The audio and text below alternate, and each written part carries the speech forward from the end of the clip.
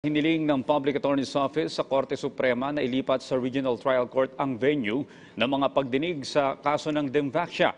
Inihain ni PAO Chief Persida Rueda Acosta ang extremely urgent petition to transfer venue and consolidate cases in one regional trial court.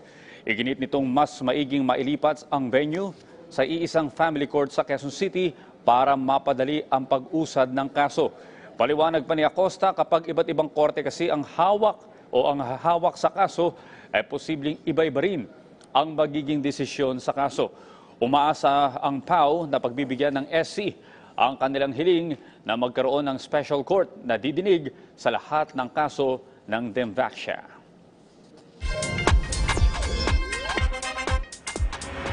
Narito ng resulta ng Lotto Draw kagabi para sa Super Lotto 649 draw. Ang winning number combination ay 2, 14, 3, 44, 26 at 24.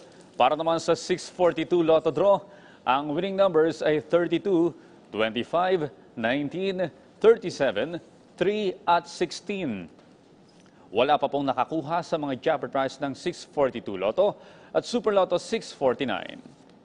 At yan po naman ang aming mga nakalap na balita at impormasyon para sa PTV Newsbreak. Ako po si Audrey Goriseta.